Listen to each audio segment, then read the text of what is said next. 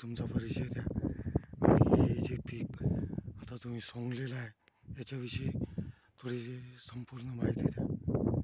मी दत्ता मुंदे, गाव राजना, जिल्हा अमरावती. हे जे पीक आहे हे चिया म्हणून नाव आहे याचं. आणि याची पेरणी मी 6 डिसेंबरला केली. 6 डिसेंबरला पेरणी केली. हां हां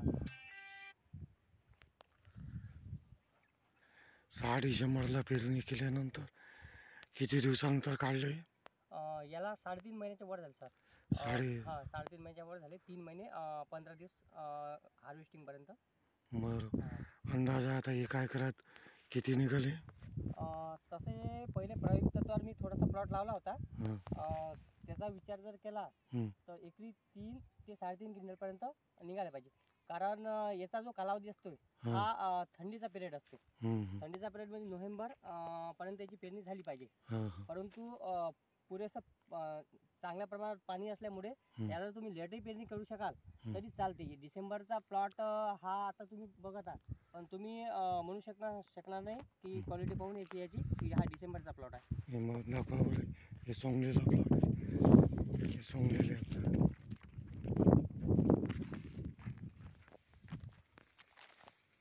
इकडच्या साईडला हे आहे सोंगलेलं. आणि हे काळाची काय समस्या आहे? कशाने निघतो? थोडी समस्या येते काढायची. कारण आपल्यासाठी हे नवीन पीक आहे. याला थोडंसं कसं हे याचं क्रश केलं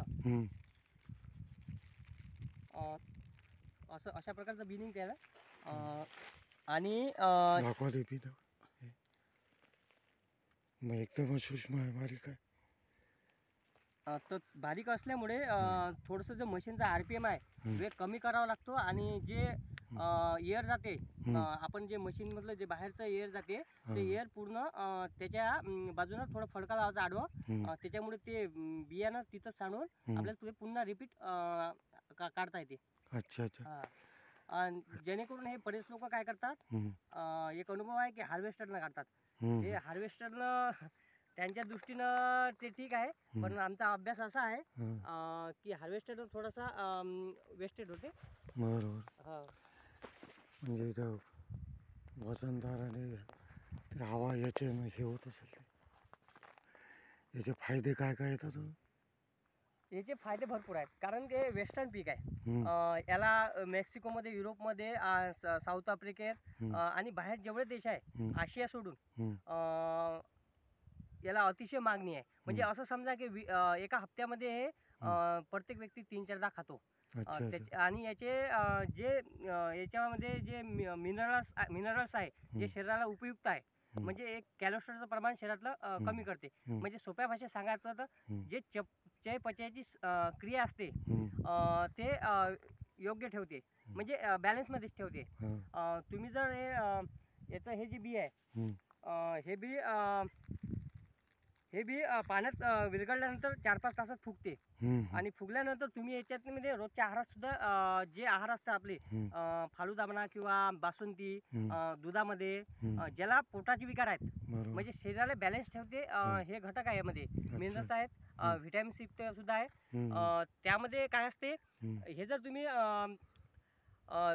साधं आपण बासुंदी बनवतो, खीर बनवतो, त्या खिरीमध्ये बासुंदीमध्ये जर तुम्ही मिक्स केलं तर याची विशिष्ट स्वाद लागते. तर आम्ही बऱ्याचदा खाल्लं आहे, त्याच्यामुळे आम्हाला पूर्ण माहिती आहे याचा स्वाद एकदम उत्तम लागतो. हां.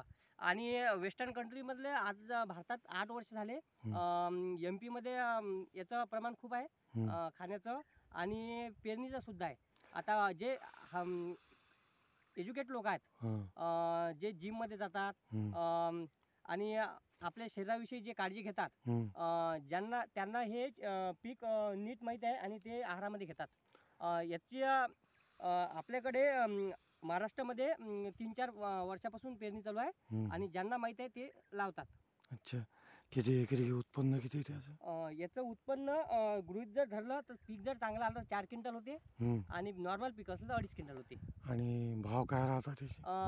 भाव कोणत्याही पिकाचं कसं असते माहिती आहे हं. काय, याच्या अगोदर या 2-3 वर्षाच्या अगोदर याचे 25 ते 30,000 रुपये क्विंटल होते भाव.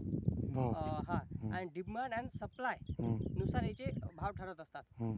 याचा भावाचा विचार केला तर आता 14 ते 15,000 रुपये क्विंटल चालू आहे. हं. आणि आणखी वाढण्याची भरपूर शक्यता आहे. कारण यावर्षी काय झालं, हं. जे पाश्चात्य देशात आहे हं. याची पेरणी थोडी उत्पन्न हं. कमी झालं. हं. त्याच्यामुळे आता आलेल्या बातमीनुसार हं. भाव वाढण्याची शक्यता आहे. अच्छा अच्छा.